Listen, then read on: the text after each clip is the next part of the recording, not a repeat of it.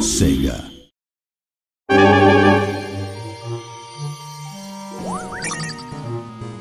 Castle Allegiant, one of the best-selling Genesis games of all time.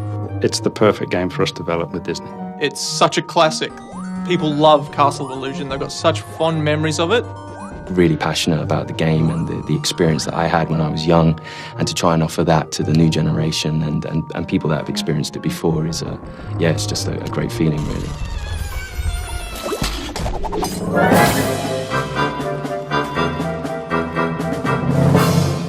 There is definitely something about Disney which I don't think any other brand has quite captured. It's Disney. It's a descriptive word in itself. Disney's renowned for its characters, for its visuals, for its animation, for its music. Everything that Disney touches has an air of magic to it, and they try to, as a company, try and encompass that in all their products. It doesn't matter if you're a core gamer, family gamer, whatever the gamer, you need to capture that sense of enjoyment, passion.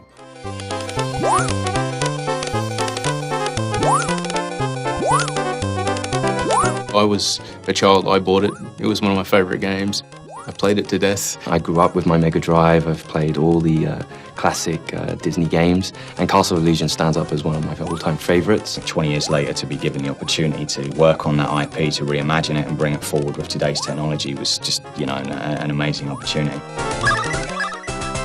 For us, it was important to just respect the original in as many ways as we could. What we wanted to do was just improve upon areas that we can improve upon, because we've got new technology, we've got new systems, a new tool set. We have to be very careful not to go and run with the game in a completely different direction. We have to embrace what was good about it to begin with. You'll see all the same familiar characters, you'll see the familiar worlds, all the themes that you remember in the original game are there. And we've kept to the original in such a way that Disney can recognize it immediately. They recognize the tree stump and they smile. They go, that's exactly what we're looking for.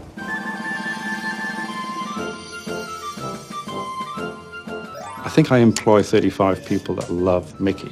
So making them happy, I think, is a good indication that the audience is going to be happy. He's the stoic little guy. He never really gets too bothered by things. He's always willing to give it a go. It's very brave, but at the same time very kind. He's quite charming in the way he approaches things, and we really wanted to capture a lot of that charm from Mickey that you see in the old kind of Mickey cartoons. Obviously, there's a little bit of pressure there for making him awesome, because it's Mickey Mouse and he's, the biggest character in the world. We are not going to reinvent Mickey. We have to respect the style of Mickey, the look and feel, the characteristics, the animation cycles, the walk cycles. And not only that, but from an artistic point of view, we have great concept artists that have been able to really capture the look of Mickey, what he meant in Castle Allegiant, in the Mega Drive era, and how do we bring a flavour of that into the new modernised version, but without changing him so much that he distinctly looks like a different Mickey Mouse.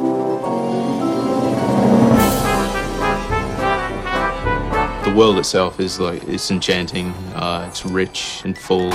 I think one thing that I always sort of think about Disney is that at a word or a spell, something's going to come to life. Just off to the corner, something could just pop to life and come at you. The library is the first level where I've got a Disney moment. I'm jumping on the books. There's a puff of smoke, the dust. The books fall beneath my feet. And there's an enemy, and there's an A. It's a letter A, and it's attacking me. I don't know many games where a letter can actually scare a grown man. You just never know what's going to happen around the next corner. I think that's something that really keeps you engaged as a player.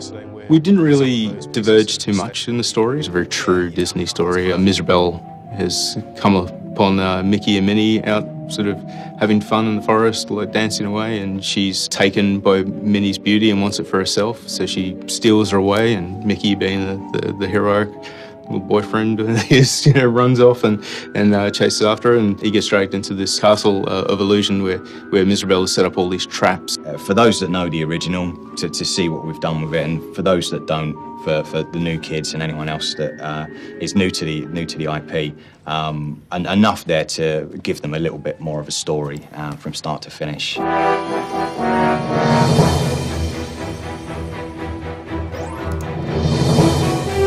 like that. That's pretty cool. think for almost 100 years now, Disney have been pioneering so many things with animation and audio, and the key for me was synchronizing them together.